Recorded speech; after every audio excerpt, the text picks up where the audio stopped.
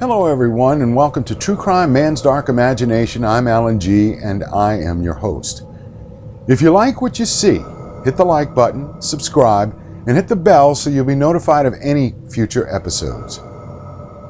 There have been documented stories about the struggles of certain people to survive in impossible situations without the benefit of provisions.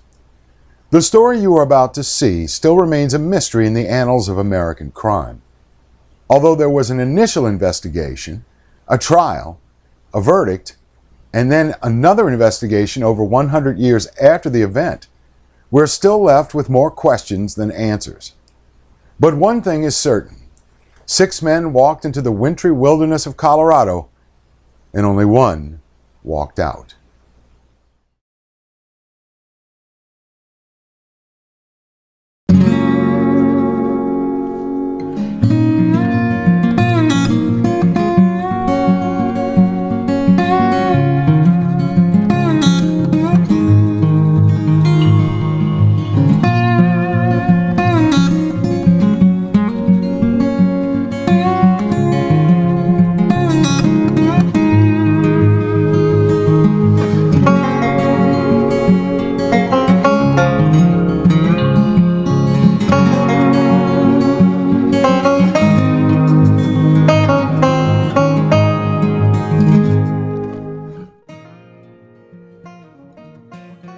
One of the most mysterious and blood-curdling cases to come from the United States has to do with a former soldier and mountain man who exhibited the utmost in survival behavior, allegedly killing 5 other men to stay alive. Did he kill and then gorge himself as a means of survival, or was there some other motive involved? Alfred Packer was born in Allegheny County, Pennsylvania on January 21, 1842.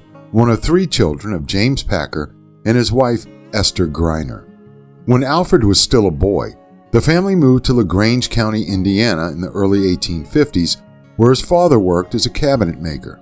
When Packer grew up, he served in the Union Army during the Civil War, enlisting in April 1862 at Winona, Minnesota. At that time, he gave his occupation as a shoemaker. He was honorably discharged due to epilepsy 8 months later at Fort Ontario, New York. He then moved west where he enlisted in the Army again at Ottumwa, Iowa in June 1863. However, he was soon mustered out for a second time in April 1864 for the same reason. Packer then moved further west, winding up in the Rocky Mountains, where he worked at various mining-related jobs for the next 9 years. In November 1873, Packer joined Bob McGrew's party of 21 men who left Provo, Utah for the gold country around Breckenridge, Colorado. The winter of 1873-74 was unusually harsh. After 3 months of difficult travel, the party staggered into the camp of the Ute Indian chief Ouray, near present-day Montrose, Colorado. Chief Ouray recommended they postpone their expedition until spring, since they were likely to encounter dangerous winter weather in the mountains, and offered to allow the men to stay with his tribe until the winter had passed. However, 4 of the men became restless and decided to ignore Ouray's advice and travel to the government cattle camp near the Los Pinos Indian Agency near Gunnison, Colorado. The 4 men left and Packer attempted to follow them, but at gunpoint the men ordered him to return to camp and stay away from them. Alfred did as he was told, but still wanted to leave, and the following week, on February 9th, Packer and 5 others left for the Los Pinos Indian Agency. Besides Packer, the group comprised Shannon Wilson Bell, James Humphrey, Frank Reddy Miller, George California Noon, and Israel Swan. The leader of the outfit, Bob McGrew, guided Packer's party until the horses could not continue, at which point McGrew unloaded the men's provisions and went back to Ouray's camp along with the horses. On April 16th, Packer arrived at the Los Pinos Indian Agency alone, looking surprisingly fit for a man who had just completed an arduous winter trek through the Rockies. When Preston Nutter, a member of the first group that had left Ouray's camp, asked Packer what happened to the rest of his party, Packer claimed that he had got his feet wet and frozen, and the others had abandoned him. After a short stay at the agency, Packer wanted to travel eastward and accompany Nutter and 2 other men to Segawachi, Colorado. During the course of this journey, Nutter saw that Packer had in his possession a skinning knife that had belonged to Frank Reddy Miller, and began to have doubts about Packer's story. Once they arrived at Segawachi, Packer began to spend money freely, even offering a loan to one man. This made Nutter and other members of the original party very suspicious and threatened to hang Packer. However, General Charles Adams, head of the Los Pinos Indian Agency, stepped in just in time to save Packer. He then began to investigate, and after interrogating Packer, the mountain man signed his first confession, which stated, "Old Man Swan died first and was eaten by the other 5 persons about 10 days out of camp. 4 or 5 days afterwards, Humphreys died and was also eaten. He had about $133. I found the pocketbook and took the money. Sometime afterward, while I was carrying wood, the butcher was killed, as the other 2 told me accidentally, and he was also eaten. Bell shot California with Swan's gun, and I killed Bell. Shot him. I covered up the remains and took a large piece along, then traveled 14 days into the agency. Bell wanted to kill me with his rifle, struck a tree, and broke his gun."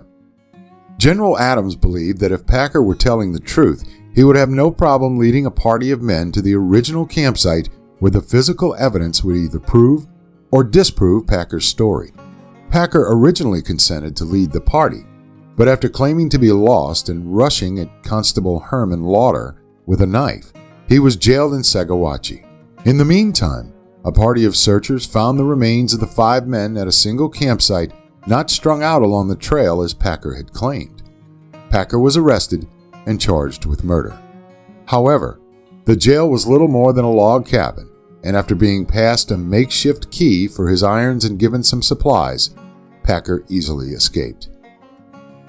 9 years later, on March 11, 1883, Packer was discovered in Cheyenne, Wyoming, living under the alias of John Schwartz. He was found by Jean Frenchy Cabazon, one of the original members of the Utah Mining Party, who stayed in Chief Ouré's camp in the winter of 1874. Cabazon reported Packer to the local sheriff, who apprehended him and contacted General Adams. Packer was then transported to Denver for additional questioning. General Adams soon arrived and persuaded Packer to make a second confession, which he signed on March 16. Instead of claiming that the men gradually killed each other to survive, Packer now claimed that Shannon Bell had gone mad and killed the others with a hatchet while Packer was out scouting. When Bell spotted Packer, he charged with his hatchet raised, and Packer shot him twice in the belly. Lost and trapped alone in a camp of dead men, Packer said he only resorted to cannibalism after several more days, when it was his only means of survival. On April 6th, a trial began in Lake City, Colorado, and 7 days later Packer was found guilty of premeditated murder and sentenced to death by hanging. According to a local newspaper, the presiding judge, M.B. Jerry, said, "Stand up, you voracious man-eating son of a bitch, and receive your sentence. When you came to Hinsdale County, there was 7 Democrats. But you had 5 of them. God damn you. I sentence you to be hanged by the neck until you're dead. Dead.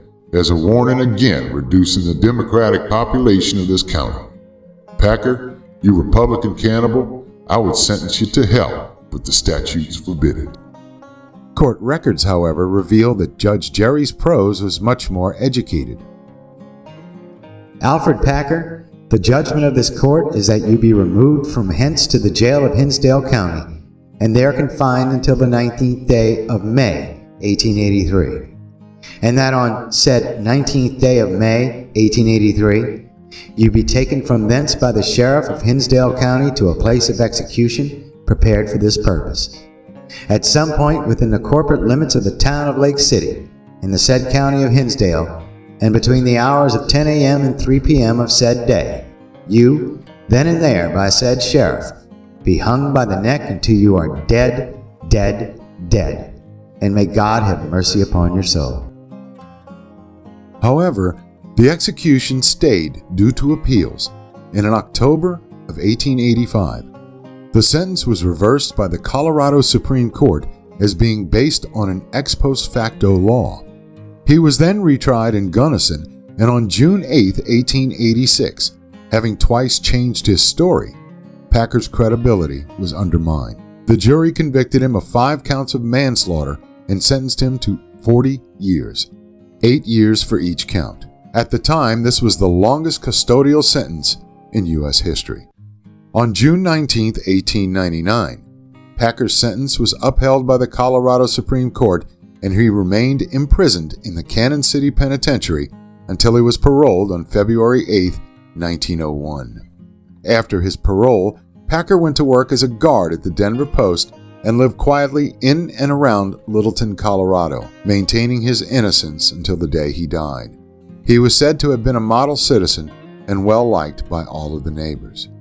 He passed away in Deer Creek, Colorado, on April 23, 1907, reputedly of dementia, trouble, and worry, at the age of 65. Packer is widely rumored to have become a vegetarian before his death.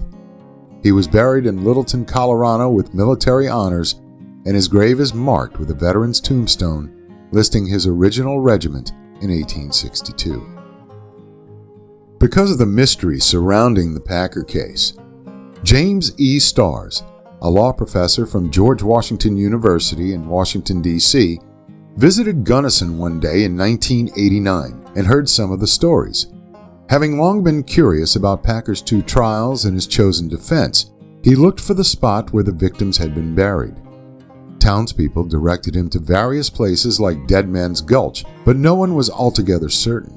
Starrs decided to ask the owners of the property on which a monument with the victims' names had been erected if he could dig down and find evidence of the remains. They granted permission. He obtained insurance and several grants, and planned for an archaeological dig. He wrote about the experience in his own newsletter, Scientific Sleuthing Review.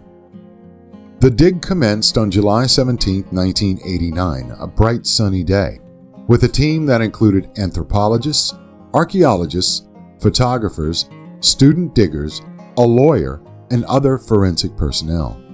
Local media were on hand from around the state to document anything that was found. After checking the soil composition and the pH level, Starrs started the dig with a team of experts who had brought in ground-penetrating radar. After they ran the machine over the area, they told him they suspected that whatever anomaly was below the surface was not very deep, possibly only a foot. They advised against using a backhoe lest the shovel crush bones that might be close to the surface. So the anthropologists and students took over with hand trowels, and it wasn't long before they discovered human remains. Digging for the rest of the day, they uncovered all 5 victims, laid out side by side. The bones were not intermingled, which made things easier for the forensic anthropologists, and they were photographed, boxed, labeled, and taken to the anthropology lab at the University of Arizona at Tucson. There, the bones were laid out and carefully examined, while a few pieces were sent on to the anthropological curator of the Smithsonian Institution, Douglas Ubelaker, for dating and age analysis. Using known data, they managed to figure out the identities of each set of remains and then did a more detailed examination for bone damage. It can be difficult to make decisions about cause of death on skeletal remains, unless there has been a wound from bullet, knife, or blunt force that penetrated or broke a bone. In this case, given the various witness accounts, they did expect to find trauma, so they were careful to document everything. One of the anthropologists, upon seeing the bones, had shouted that there was a bullet hole in one set of the remains, but it turned out to be a hole that animals had gnawed and could not be ascertained as having been made by any weapon. Nevertheless, the story got into the newspapers erroneously. 3 of the bodies had blunt force blows to the head, as well as cuts to the arms and hands, which Professor Starrs interpreted as defensive wounds. He also believed that nicks on the bones that appeared to have been made by a knife was evidence of defleshing. While not everyone on the team agreed about how much actual support there was for making a definitive statement, Starrs went on record as saying that Packer was a murdering cannibal and liar. The remains were reburied in a wooden box in the same spot with a solemn ceremony. In the meantime, in 1997, a curator for the collection of the Museum of Western Colorado in Gunnison claimed to have discovered Packer's revolver, an 1862 Colt. It had been collected from the massacre site, he said, when the victims were initially discovered. It was loaded with 3 bullets in the chamber. According to some reports, including curator David Bailey's, this discovery corroborates the details of Packer's account, or at least one of his confessions. Starrs disputes that Packer owned such a gun and says that there are no records that a revolver was recovered when the victims' remains were found. Regardless of whether Packer owned such a gun, the fact that he'd shot a bullet or 2 is no indication that he killed in self-defense. He might have shot at some game, or he might have outright murdered one or more of his party. Even a bullet hole located on any member of the party would not clarify that issue. Packer's guilt or innocence may always remain a mystery, but his story continues to fascinate scholars and lay people alike.